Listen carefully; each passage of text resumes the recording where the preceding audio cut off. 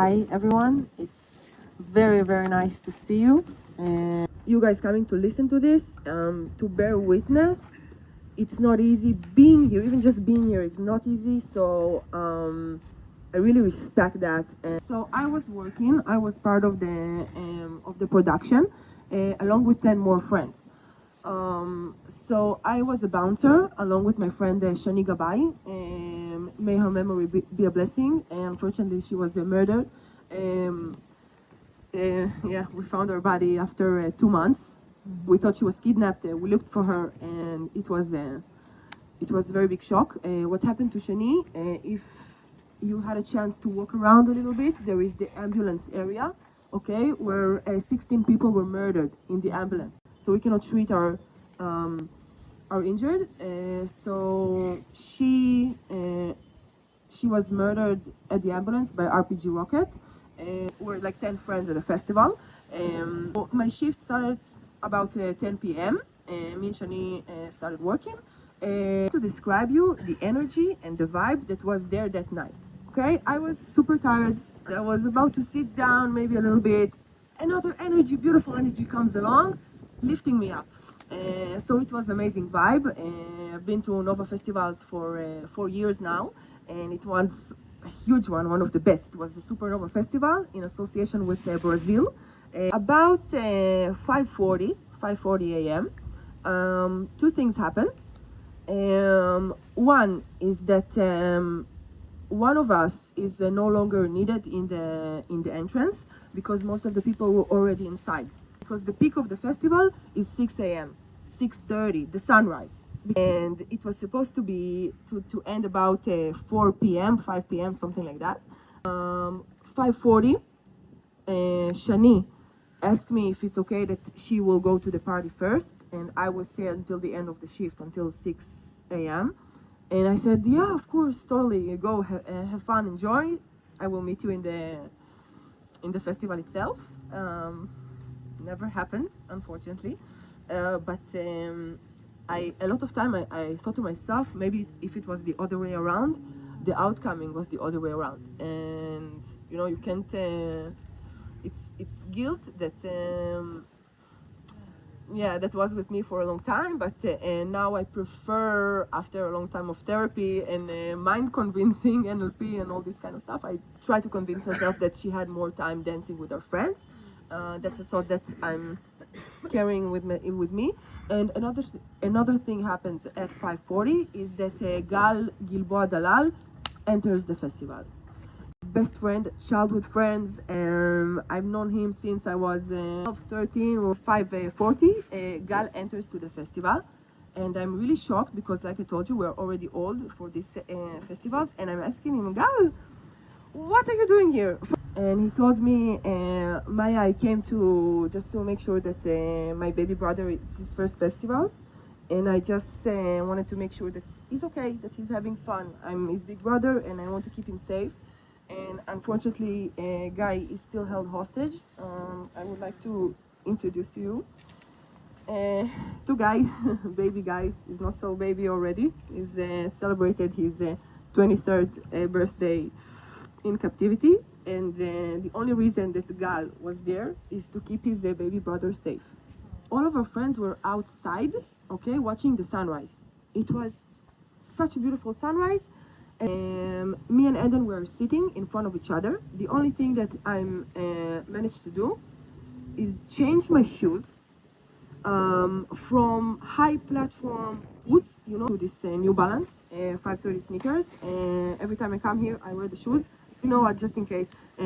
Eventually, I find myself running for 13 miles, 4.5 hours. So in this critical 10 minutes, God was keeping me safe that day in matters that I cannot even begin to understand.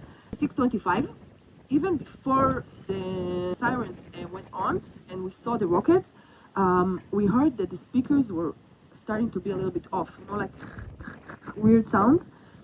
And we know we're from the production. We've been working on this festival for like 4, 5 months, even 6 months. There is no way that there is something wrong with the speakers, okay?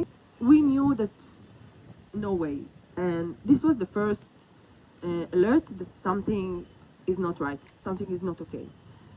A couple minutes after, the speakers went off completely, and then we start hearing the boom, the boom, boom, boom. We looked up, and then that I never heard, and I saw the amount of rockets. It was something irregular. I looked at Eden, and I started a little bit to panic, to freak. It's not bothering me because we have the Iron Dome and everything's okay. After 10 minutes, all of our friends ran towards us from the parking lot because we realized that something very irregular is going on. Just in these minutes, there was huge chaos because people didn't know what to do. They didn't know if they should go home. They didn't know if they should stay and wait until the traffic jam will pass. We had no idea. But the bombing still goes on, boom, boom, boom, boom, boom. So at this point, Sagi and all of our friends running towards us from the parking lot. He's one of my best friends in this life. And he started to freak out. He freaked out, and every time he just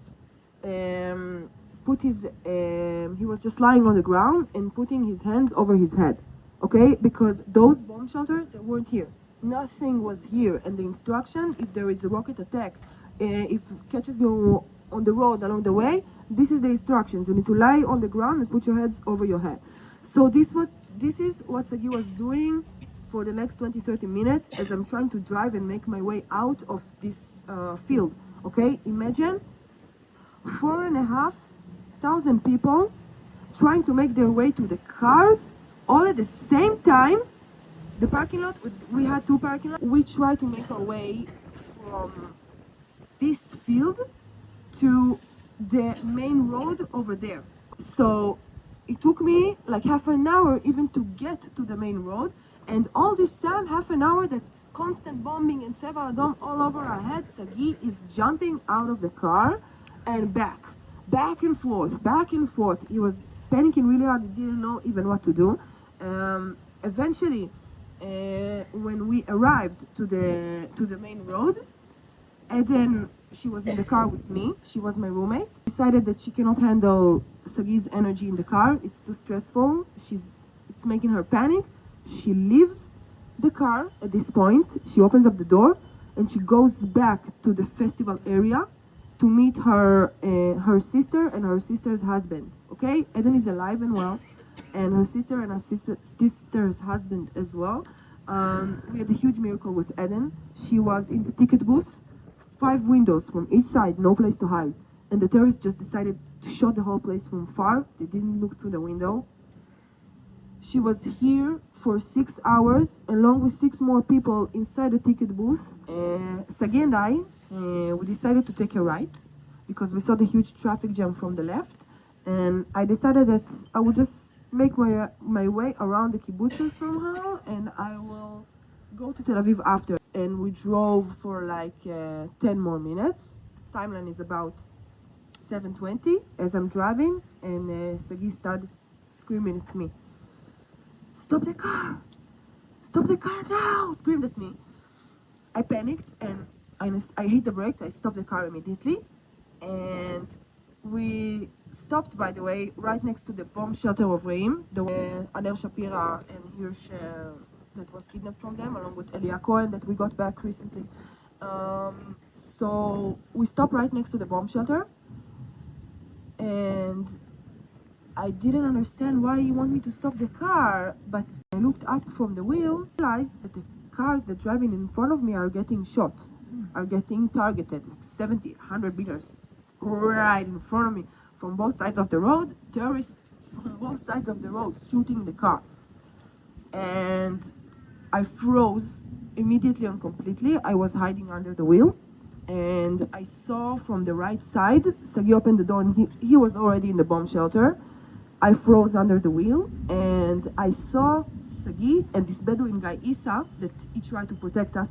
He had a gun. Bedouin guy with a gun that tried to protect us. Okay, he was in front of the bomb shelter, and he tried to protect all the people in the bomb shelter, and they murdered him. So I saw Isa and Sagi from the right side. I saw them from the entrance of the bomb shelter, calling me to come. So I thought to myself, okay, I'm not gonna die hiding under the wheel. I will run to the bomb shelter, and whatever will be. When I entered the bomb shelter, I I was shocked. Size of a bomb shelter, 30 people inside. 30, 30. It's for 6 people maybe. I thought, to be honest with you, I thought that everybody is crazy. We were there for like 10, 15 minutes. I remember that I was in front of the bomb shelter. I was a combat soldier, and we were taught that once terrorists invade Israel, they invade in groups of 4.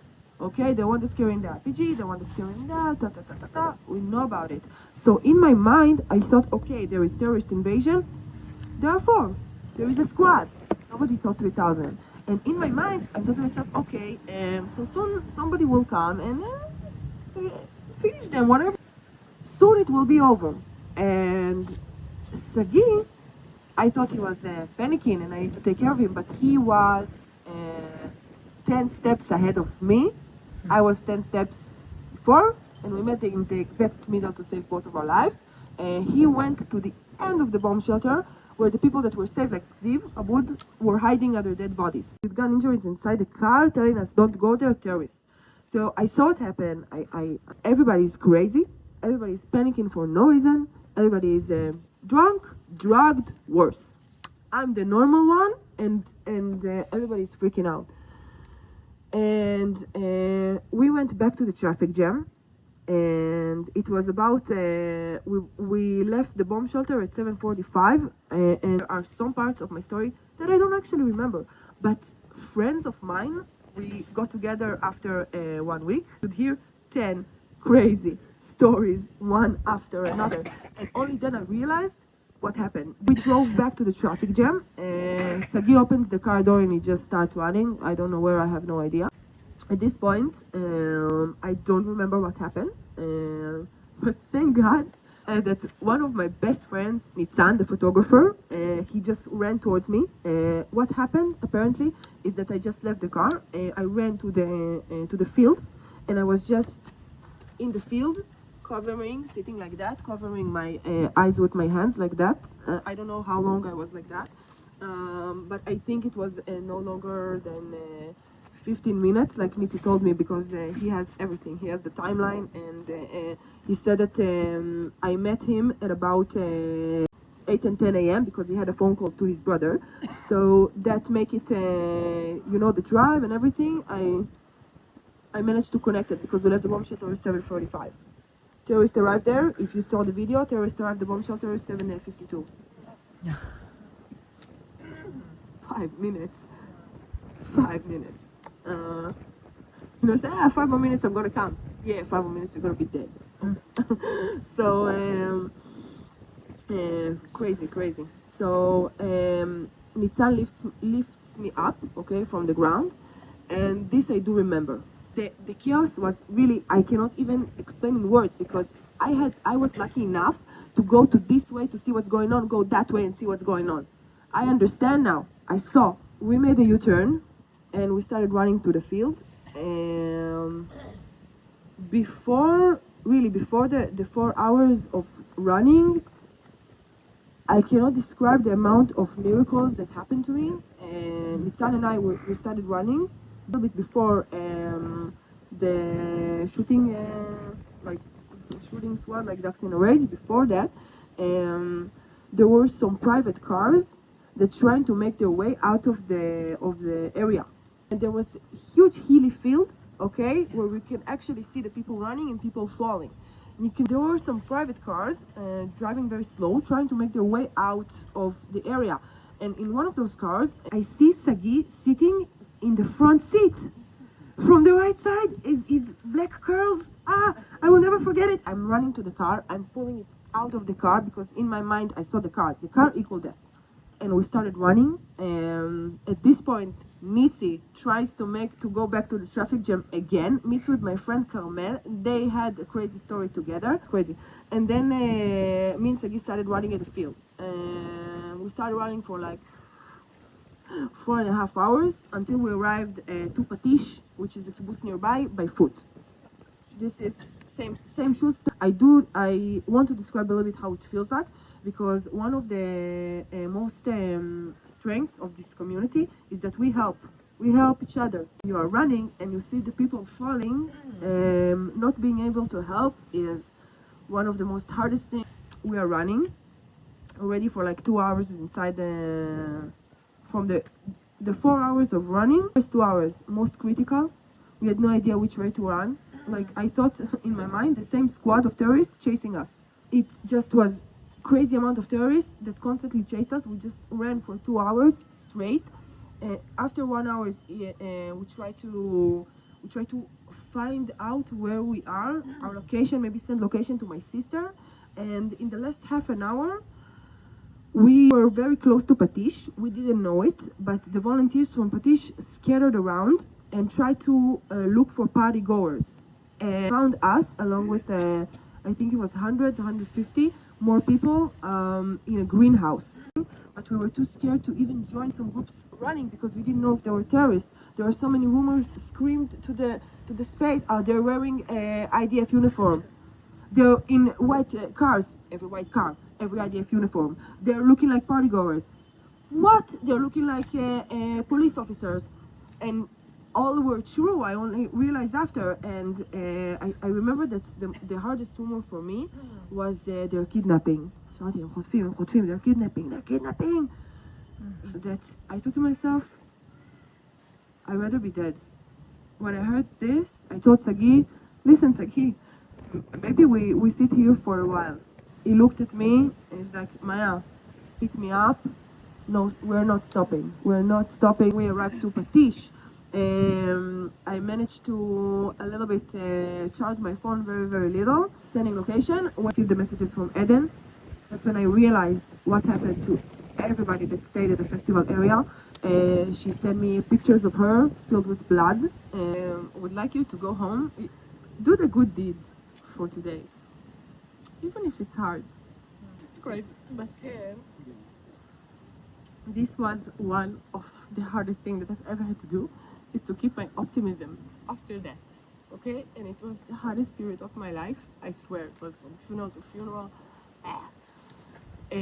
But after seeing that side, I'd rather be on the other. I'd rather see those kind of souls and do something good for them. Because after something like this happened, I'm pretty sure that it gives proportion. And yes, talking about it definitely helps. It gives me validation that what happened actually happened, that I'm not making this up. The day will come that I optimism, love, because if it wouldn't be like that, it would look like them.